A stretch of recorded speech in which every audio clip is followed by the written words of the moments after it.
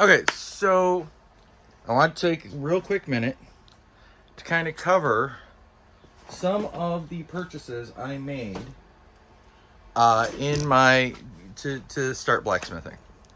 Let's move this back a little bit. There we go. Okay, so one of the first things I did was got a drill press.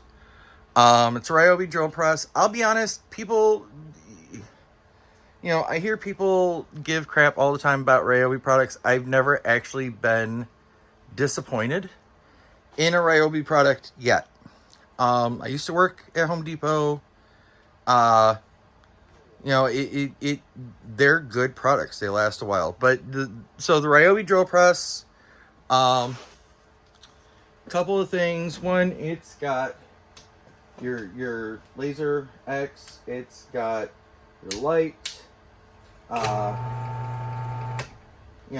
Turns on and off. It has an adjustable depth dot. I don't know why. There we go. It works great, and as long as I remember where to put the drill chuck back up there, I always know where it's at.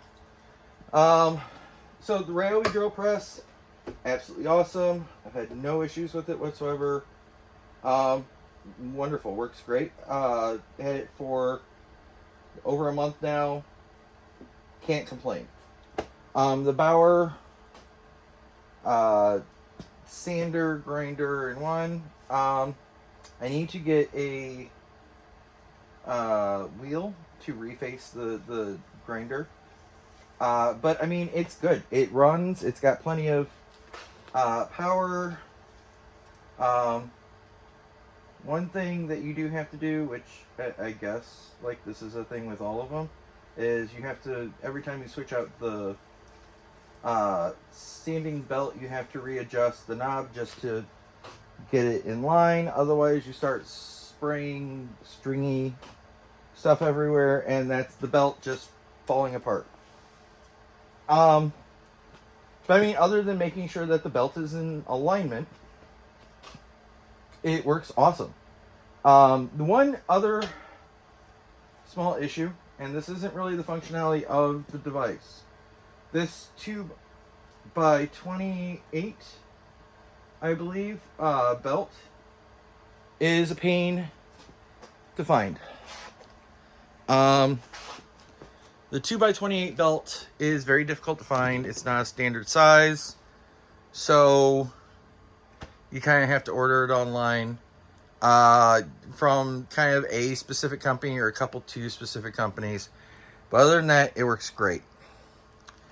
All right, bench vise. That is a standard VEVOR bench vise. I kind of screwed up a little bit because I should have put it closer to the edge of the bench. My mistake. But it works fantastically. I've had no problems with it. It holds what I need to hold. It turns the way it's supposed to turn. The whole deal. It's awesome. I also got the Ryobi cordless sander, or cordless angle grinder. Okay. I'll be honest, as always with Ryobi tools, it's awesome. Works perfectly, no issues out of it. A little bit of a caveat, I hope you have plenty of batteries. Before I bought that, I had 5 batteries. Have 5 batteries for other cordless devices. Just know you're going to go through those batteries pretty quickly. It's a angle grinder and it's cordless. I should have expected as much. I personally did not. So I was a little taken aback by how quickly it eats through the batteries. And I have the shop vac, which kind of goes through batteries and nowhere near as close as the angle grinder. So just be prepared for that. You're going to want several batteries.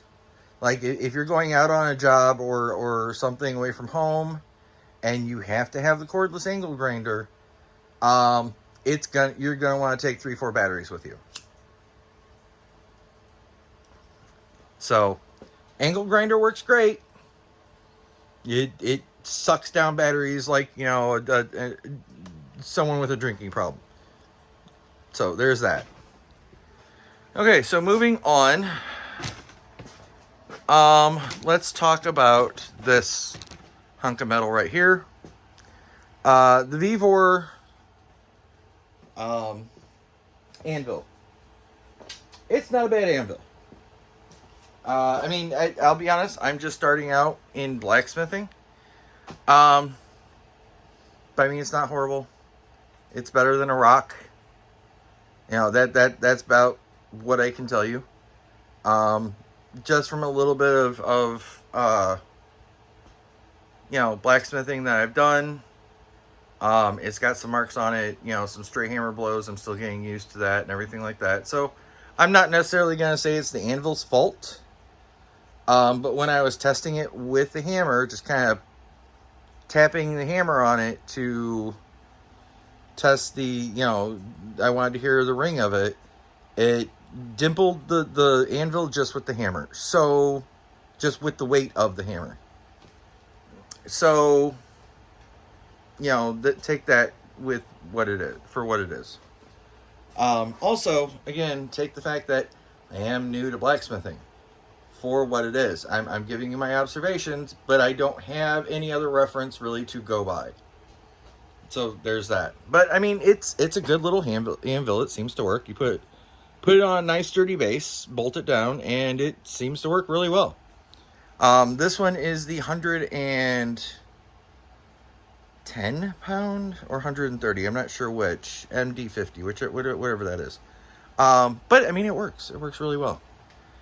Let's move on to that piece of crap. Okay, so I went ahead and bought the, let me see the name of this, At Crew Forge. I have already gone on Amazon and left my opinion of this forge on Amazon. Here's the problem. When I first got it, first off, it's got these holes, right? So it going up to temp, staying up to temp was difficult. So I went ahead and covered those holes. And the whole time I'm working on it, I'm looking at this back here, which didn't look like that originally. There were no shutoff valves, no breathers on it whatsoever. Let me see if I can get over this, over to here. If you see, those are 4 pieces of copper pipe that I drilled, threaded, and put thumb screws in. Because there were no breathers whatsoever. You couldn't control the oxygen rate that was going into your forge at any point in time. There were also, and let me get this so I can show you.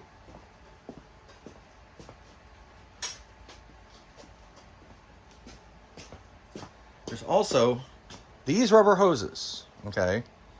You have one connection going into the propane tank, and you have these rubber hoses, 3 of these, splitting that one connection off into 4 different hoses over there. Problem is, 1, these are rubber. I mean, they do have some metal threading on the inside, yes. That's a forge. That puts out like 2,000 degrees of heat, and these are rubber hoses. So, and when I got it, I'm thinking to myself, I'm probably going to want to switch that out. Simply because I'm going to want to put in shutoff valves. And then, I went to put in the shutoff valves. They didn't fit properly. And I'm like, you know what? I think I'm just going to hard pipe the whole thing. Because these rubber hoses kind of sketch me out a little bit. Well, they should. That is what happened. 2 of the ends just melted right off the rubber hose.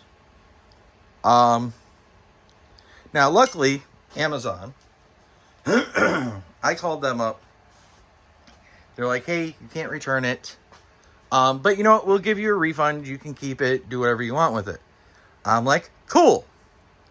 So, you know, $275, didn't get blown. What I did was I hard piped the whole thing. And because I was having a problem with the propane tank freezing up when it was powering all 4 burners, I should have known that was going to happen, right? But it was freezing up. So what I did was I got all the hard pipe. I got the 4 shutoff valves.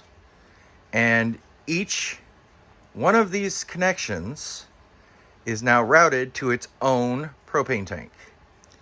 So that's good because one, if I do need to do, excuse me, if I do need to do a larger piece, then I've got all 4 of them I can run, and it shouldn't freeze up the propane tank nearly as quickly.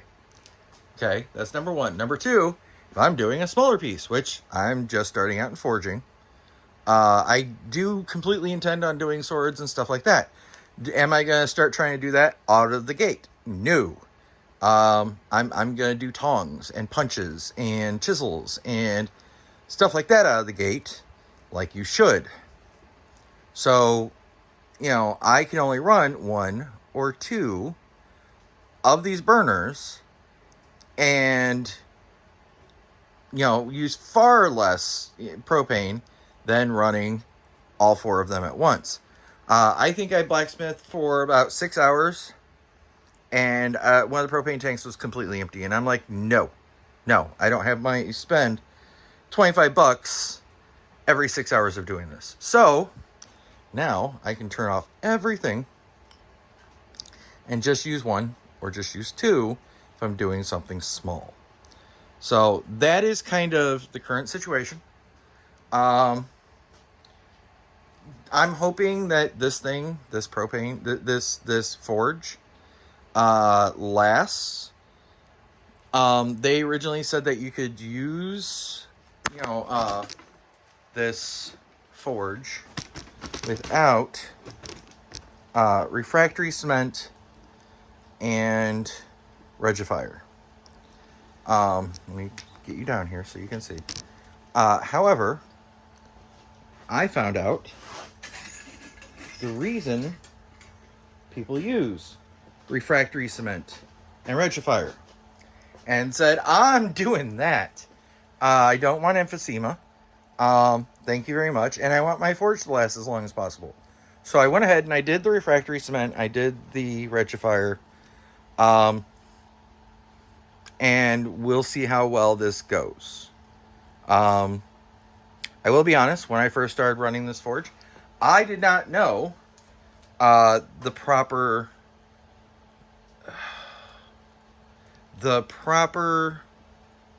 pressure for your propane coming out of your tank. So I was running at full blast.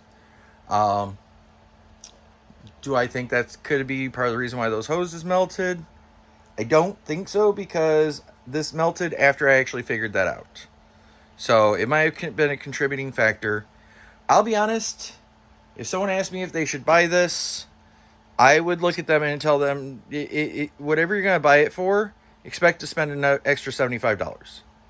You know, between the additional, between hardlining the whole thing, because that, no matter what, is something I would recommend to everybody. Hardline the whole thing. Put in shutoff valves, build breathers for it, switch out the rubber, you know, hose that goes from the tank to the forge for a braided, you know, metal one. And the braided metal one will also have, you can go to Amazon, I think, for $25 a piece, and get the braided metal ones that has the pressure gauge on it. I would get that as well. So, yeah, I mean, that's primarily it. I bought a little crappy welder. I knew it was a little crappy welder. It was less than $100. That worked out so far pretty good, but I'm still getting used to welding. I've got very limited experience with it. So I'm not going to do a review on that until it's a valid review and I've got some experience behind it to give you information. But yeah, so this is all the other stuff was good. The Anvil's okay. Don't buy that crap. Get something better, to be honest. And to be very honest, unless you are an experienced blacksmith and you're gonna start making swords right off the bat, don't worry about having 4 burners. Just don't. The 2 burner works fine. The 1 burner, if you're doing small stuff, works fine. The 4 burners, so far, it's just eating up a crap ton of propane. So that's just my review. Do with it what you will. Again, I would like to remind everybody I am new to blacksmithing, so take that with the grain of salt that it deserves. You guys have a great day.